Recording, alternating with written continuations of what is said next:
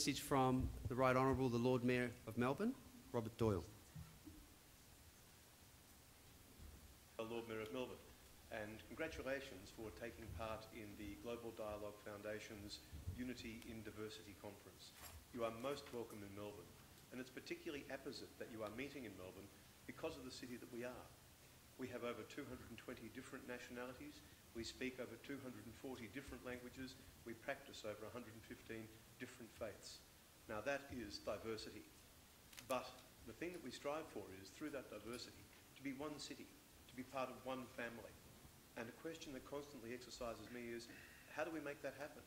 How do we ensure, with that wonderful diversity, which is a great strength of Melbourne, that we also have a cohesion in our city and a feeling that we are all part of one great enterprise?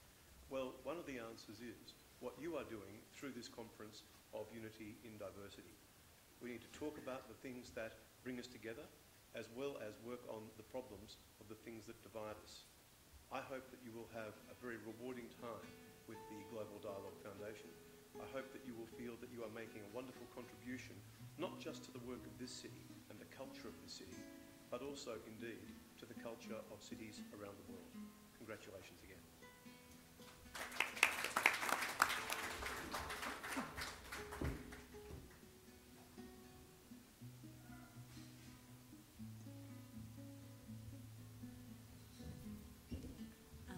Good morning, my name's Amy Lemoyne. I'm the Assistant Director of the Race Discrimination Unit at the Australian Human Rights Commission. I'd also like to begin by acknowledging the traditional owners of the land, past and present, and acknowledge that, that the Australian Aboriginal culture is the oldest living continuous culture in the world. I think I can make that acknowledgement on behalf of all panel members, given that they only have around 5 minutes each in their address this morning. Most of this 1.5 hour session will be dedicated to actual discussion versus strict presentations. So it's going to be quite an informal session, and I encourage you strongly to ask questions and to participate in a very active debate. I'd also like to warmly welcome the GDF to this space. The Australian Human Rights Commission really looks forward to future cooperative work. I'd like to briefly introduce the panel members. You've met some of them already this morning.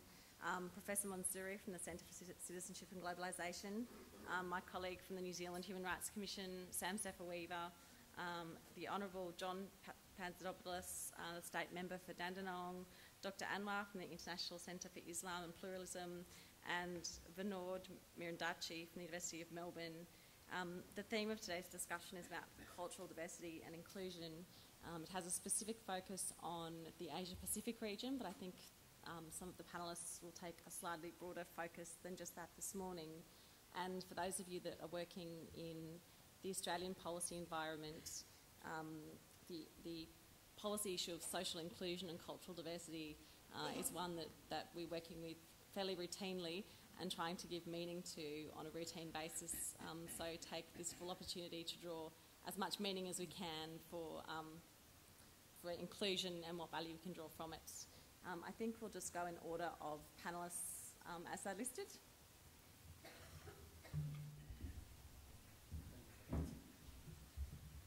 I think as the formal academic here, I'll get this discussion underway. Thank you very much for the invitation, Peter, and thank you to all the organisers for organising this very important panel discussion. The topic is really cultural diversity and social inclusion. You might ask the question, why is it important for us to reflect on cultural diversity? Aren't we all different? We all come from different places. We exhibit diversity in many ways, biologically, if you like, ethnically, linguistically, religiously. Diversity also exists in terms of other traits, such as obviously disadvantage, disability, sexual orientation, you name it, there's diversity. So why are we debating this here? It's a fact of life. It's a social given, if you like. But yet we are still discussing diversity. And let me tell you why we're doing that.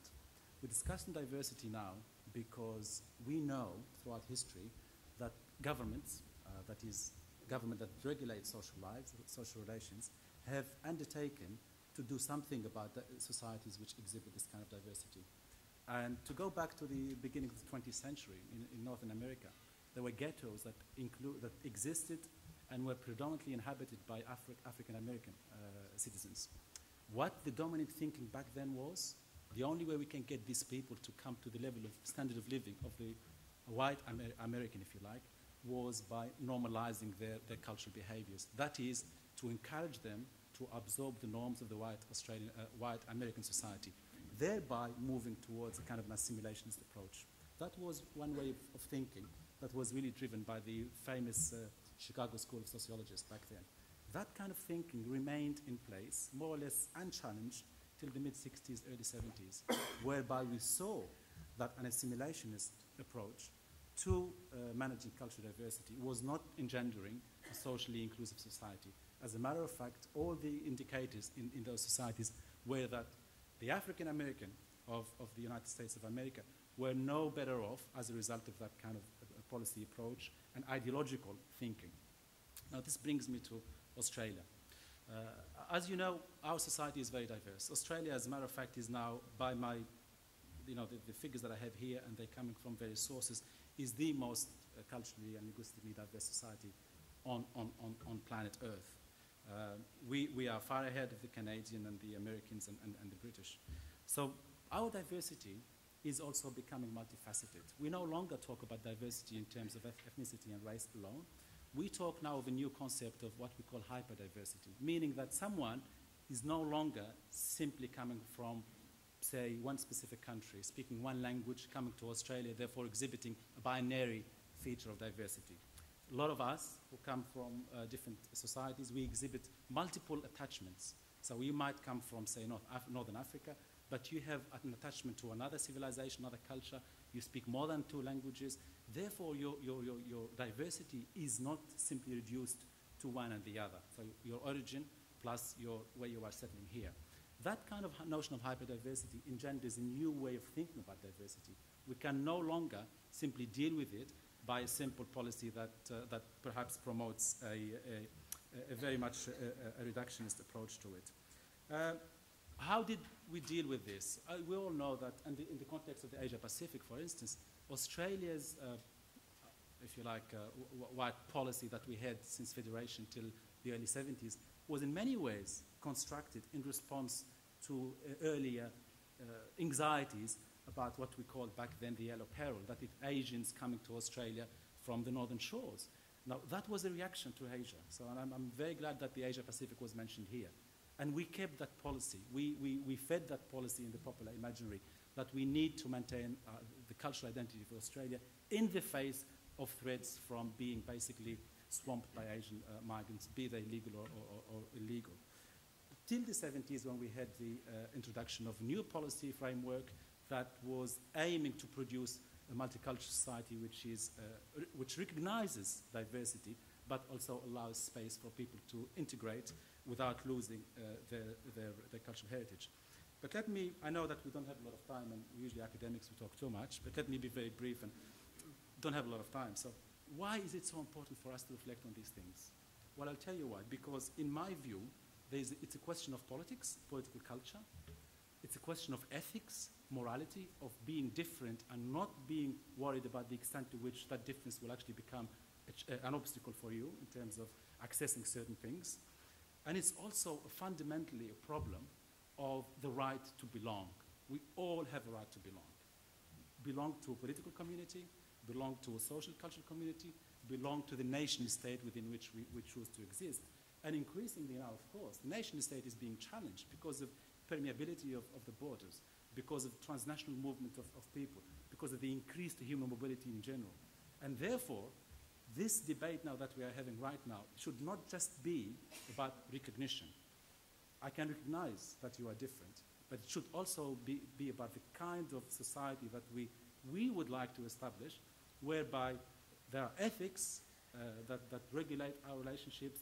There are certain norms in the political organization that we have so that everyone, irrespective of where they come from, feel that they can belong, feel that they have a right to belong, and feel that wherever they come from will never be taken as an obstacle towards them accessing the public sphere in general. And I say the public sphere because within the public sphere you can have political rights, cultural rights, citizenship rights, civic rights, and it's not simply limited to one type of rights. So cultural diversity as a social agenda for us here, as a means of engendering social inclusion, really needs to be looked at in terms of, and I really cannot stress enough here, the importance of education systems, because I think we have, if there's an area Australia is not really doing very well, it's perhaps the education system. We are not training our teachers to operate in culturally diverse settings. We are not producing resources which have those multicultural perspectives. And therefore, our students are not being educated in a way that would allow them to understand the concept of diversity and difference. And that's where we really need to do a lot of work. But also, it needs to be an agenda towards really nurturing active citizens, people who are able to negotiate, able to play a part in society. Not only to recognize that if you are different, it's okay, but to be in a position where you can enter into a negotiation process about identity, about rights, about what brings us together as a society, which is made up of people of different, as I said, of different backgrounds. I think, am I doing all right? Or? So how many minutes do I have? 0. Oh, 0 minutes. There you go. I should stop there. Thank you for that. I'm sure.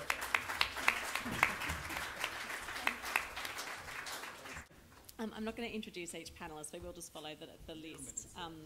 But just to encourage everyone to try and keep to their 5 minutes so we can actually have a very full discussion. Inga iwi, inga reo, inga mana. Tēnā koutou, tēnā koutou, tēnā koutou katoa.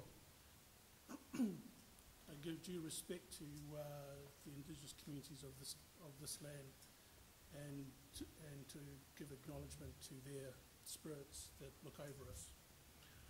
Yeah, Manuel Lavo ne Asomala ne Fono. My name is Sam Sifuiva. I come from a part of the world which is the Pacific part of the Asia Pacific that gets put up all the time. And I want to stress that quite clearly. It consists of some 23 plus nations, small island states, and the two big ones are Australia and New Zealand. And I think that New Zealand and Australia are in a unique situation where they're a conduit for cultural diversity. They're a conduit for a number of different reasons, but more importantly, about respecting small island states, respecting indigenous communities, and giving due respect to those who wish to settle in our countries. I come from an organisation which is the New Zealand Human Rights Commission, and I want to put a plug for national human rights institutions. They are organisations internationally that are accredited internationally and part of the UN body, the UN community, who act as facilitators of civil, business, and public sectors, and can work and have worked and can work effectively in this framework. Why cultural diversity? Because the success of many nations globally today around economics, political, and environmental citizenship is essentially driven by how you are viewed in terms of your national character, how you are viewed about how you behave internally with your populations, your resident populations, but also how you wish to behave internationally as a global citizen. Why do we engage in this sort of activity? Because we think it's important. We think it's important because of our identities that we want to hold on to. We think it's important because young people need to carry the legacy of our history and our heritage. And I think the other thing about it is that we are wanting to be included and being part of a vigorous and robust economy that we participate in here in this country, as we do in Aotearoa, New Zealand, as we do in many parts of many other countries that we come from. There's some information up there about a story that I want to just quickly tell you, and that's this. The work that we do is very much part of the UN Alliance of Civilizations program, because we hosted the Auckland meeting with the New Zealand government. And the work that was there was that dialogue isn't enough. Dialogue is about action, and it's about making a commitment. And the New Zealand Diversity Action Program is about that in itself. It responded nationally to two incidences. One about Jewish cemeteries being desecrated. Secondly, about mosques being vandalised up and down the country. And that was back in 2003. And so instead of everyone jumping up and down, as they did in the public space, we decided that the leaders, various leaders of all communities, political persuasion and the like, got together and said, we have to do something different. We have to step up to the mark. We can't just keep talking, you know, and we have to give success, small changes, a chance. And that's what the New Zealand Diversity Action Program is all about, which is why Foster, who are here, are part of that as well, because it's about a whole lot of organisations making a commitment to act. And if I can take any inspiration from anything, it's from a group of young people in the UK. And they call the Citizenship Foundation. And their basic question here is, their remit is this.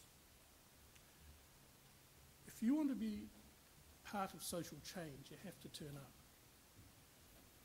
And if you want to turn up, you have to speak up. And then you have to act.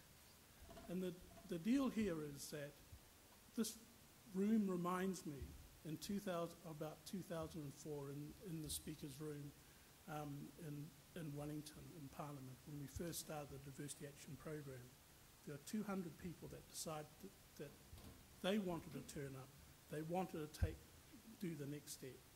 And this is what this, you know, and I give congratulations to Peter and his crew and for the many different people involved in this particular thing, because cultural diversity is about how we communicate, how we coexist with each other as individuals and as communities, and how we contribute to our contemporary identity, whether we be in Aotearoa, New Zealand, or whether we be in Australia, or whether we be anywhere else in this part of the Asia-Pacific region. Ia whawhtei lawa o ni aso, whawhtei lawa o ni whono, whawhtei.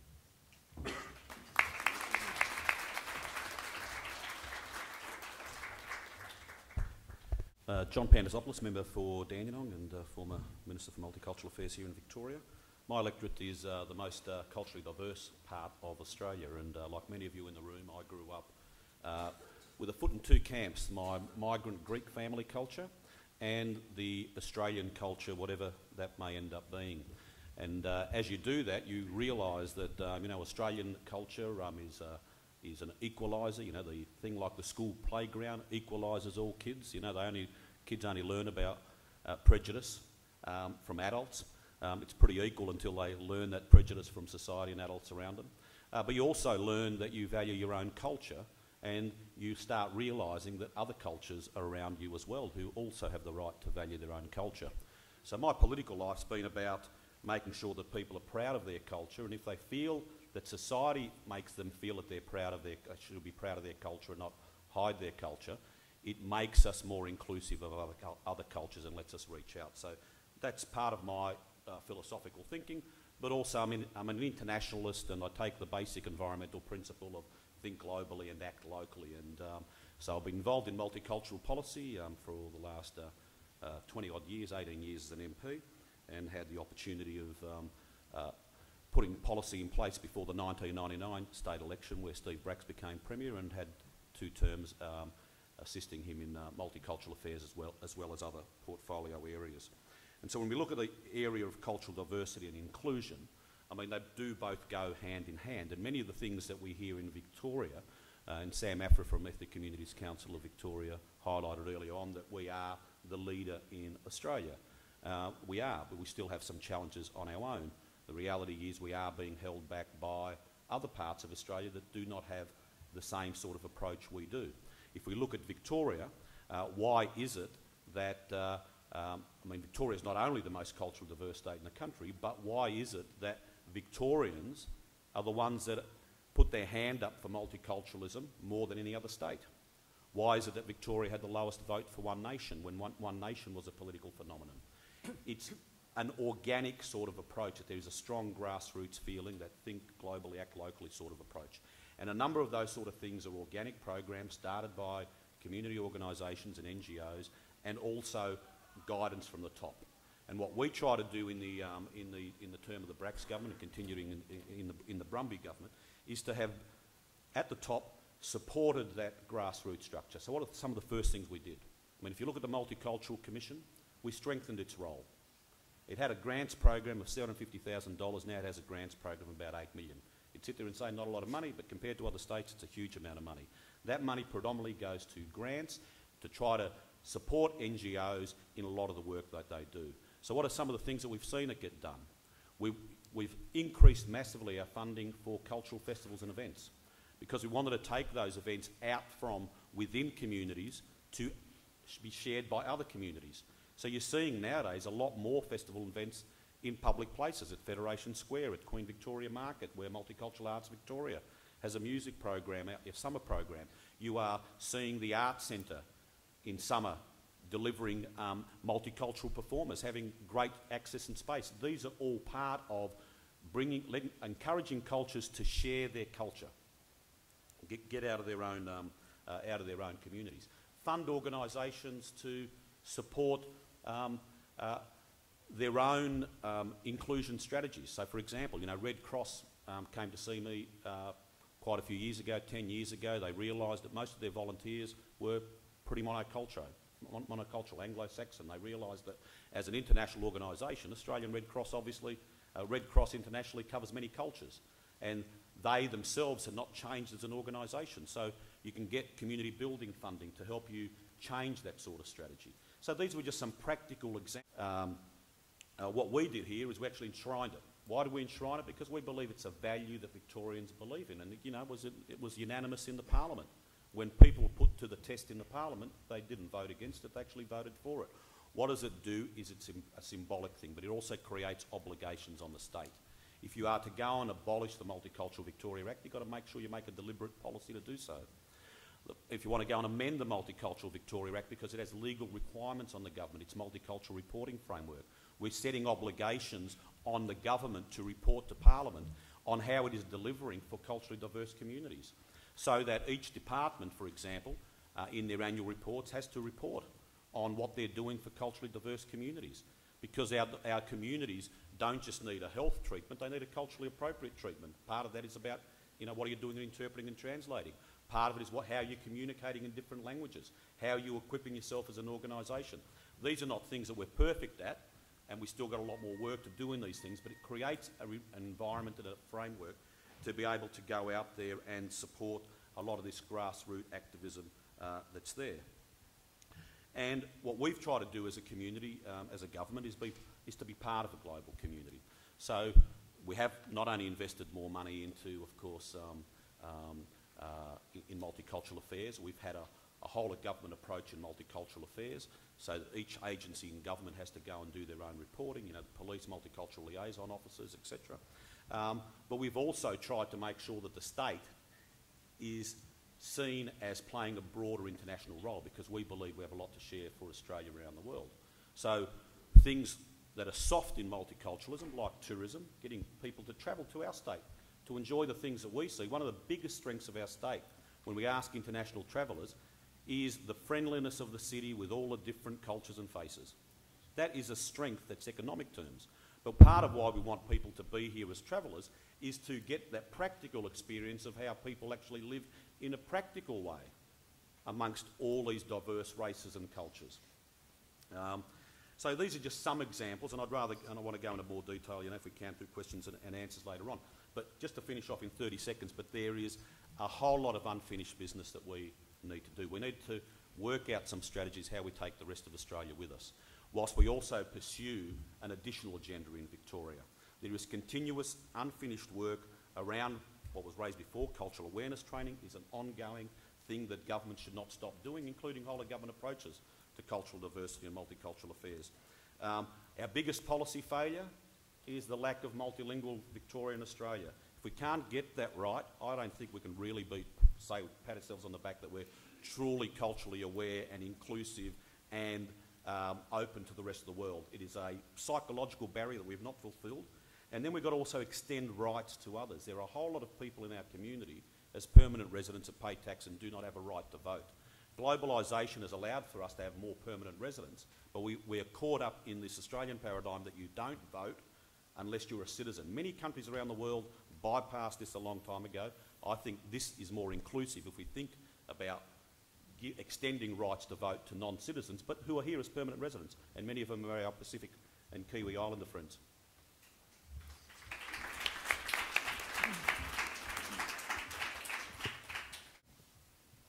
Good morning. First of all, I would like to convey my gratitude to the organizer, especially Peter, for inviting me to this distinguished forum. Secondly, is that due to the limited time, I just would like to divide my presentation, short presentation, by suggesting the challenges and opportunities. In terms of challenge of the world today, just would like to suggest that the world, as we have realized, that now is becoming more plural, more multicultural, and more globalized. No single nation is able to solve its problem without having the support and cooperation with other nations. We need cooperation, we need mutual relation, we need mutual understanding. The idea of clash of civilization, as provocatively proposed by Professor Samuel Huntington several years ago, has been diminished. However, Huntington is rightly argued that we face new challenge, that religious fundamentalism. However, from my point of view is that, the new challenge is not only religious fundamentalism, but also secular fundamentalism. What I mean by secular fundamentalism is the idea that, characteristic of secular fundamentalism is this: having insensitivity and even anti-religion. The second one is that, religious fundamentalism, which regard to the idea that, first, based on the idea, truth claim, if we use the Weberian perspective, as endem concept. In the Islamic world, it's very popular, mina minhum. And then negative stereotyping, as taking place in the Western countries, the issue of immigration, and of course, in the Muslim country, there is ideology, what we call as anti-Western spirit, which related to the ideological prejudice of certain Muslim groups to the West.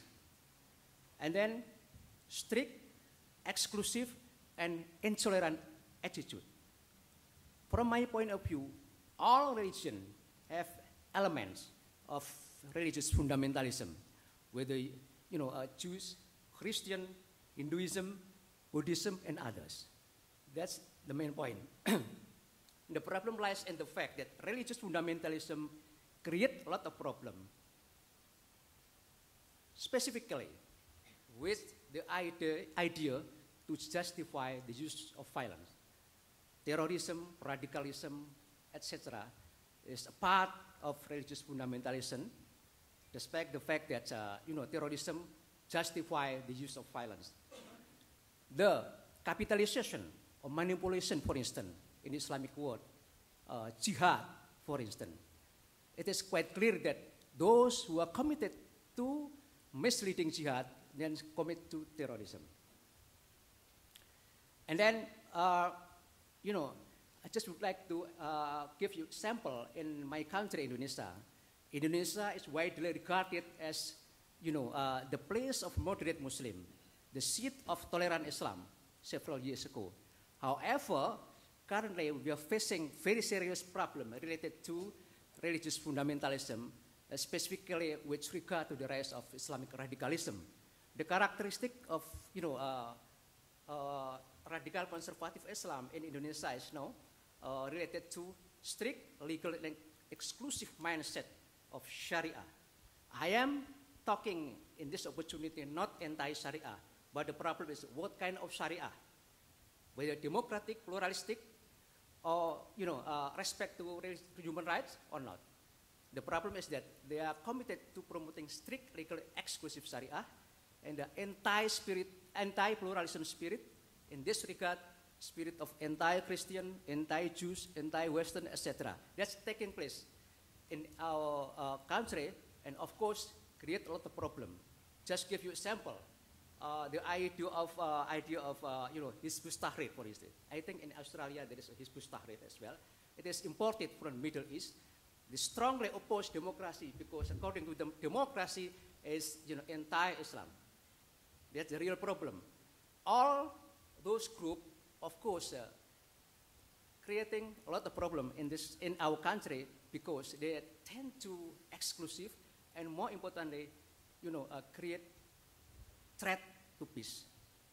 In response to that kind of problem, our institution, my institution, ICIP, International Center for Islam and Pluralism, promote programs, namely education and pluralism and multiculturalism, address it to grassroots level, particularly pesantren. Pesantren is Islamic boarding school.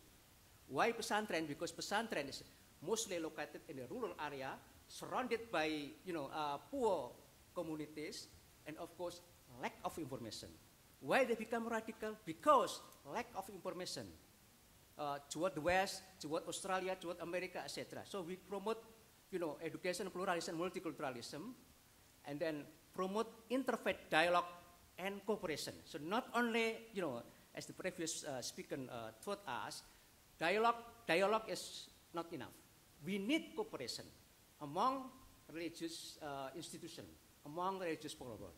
Secondly is that thirdly, advancing gender equality and women empowerment. Then fourth, improving democratization for Southeast Asia Muslim, because we are committed to promote democracy, human rights, gender equality as equivalent or in accordance with the spirit of moderate and progressive Islam. Then we also promote or conduct program to the pesantren community in rural area, the so-called open, distance, and electronic learning for Islamic transformation as a counterbalance toward radicalism and terrorism. And then we also, this is a new one, promote global ethics as proposed by Professor Hans Kung. We have a cooperation with Global Ethics Foundation, and in this regard, we promote global ethics in a way of developing, very, very important groups which respect to the value of ethics, moral, and human dignity. Thank you very much.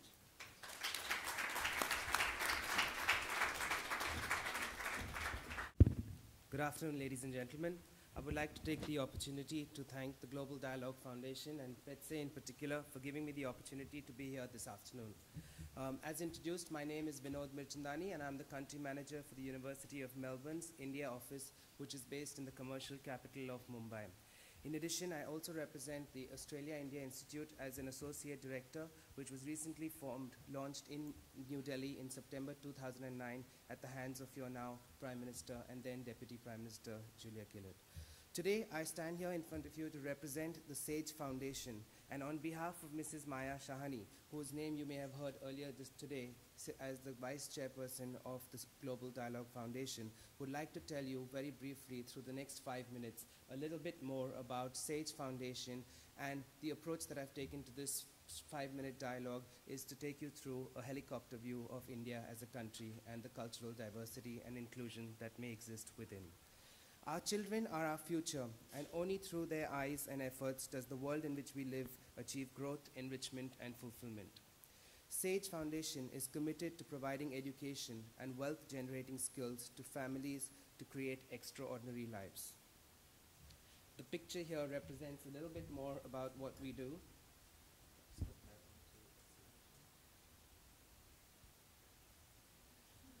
SAGE has started by adopting major slums in the city of Mumbai and has now over 100 villages under its reign.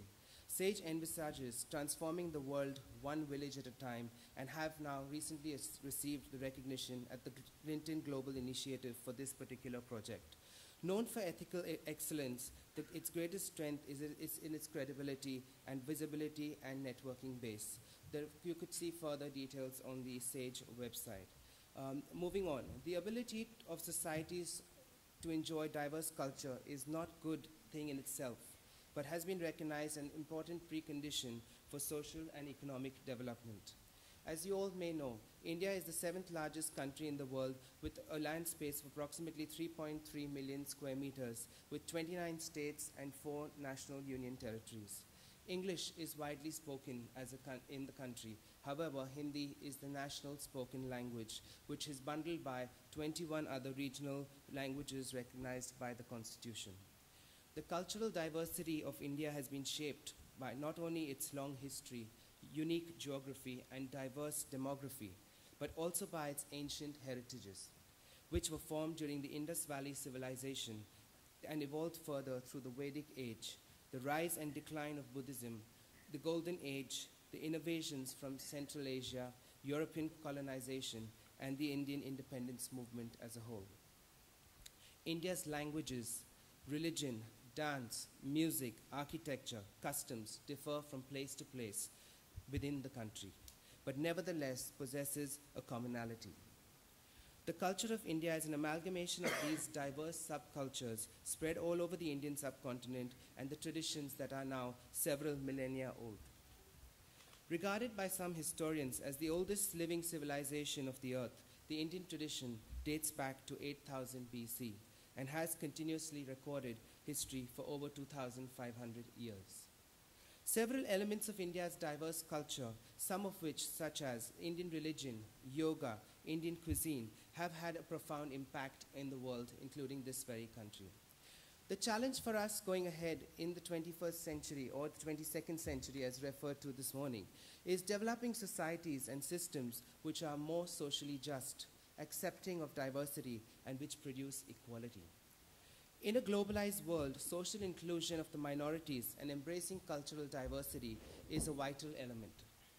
Embracing of diversity will offer economic and social advantages and assist in the desire for a better society. I would like to summarize this short presentation into a quote that I found which was very interesting representing India, which is that in India today we have a lady born as a Catholic of Italian origin, Sonia Gandhi, who some of which you may know, stepping aside so that a Sikh, Manmohan Singh, could be sworn in by a Muslim president, Abdul Kalam, to lead a nation that's 82% Hindu. And of course, sitting on the other side is the magnitude that we all look towards to this country, that 35% of India's population sits under 15, and that's really where the change and the effect can be felt with. Being the last member of the panelists, perhaps I could end this discussion with a question, is really looking for us today as a group of where we are in terms of the cultural diversity and inclusion that we all represent, and what is it that we would like to see in the future, where this journey is really heading to. Thank you.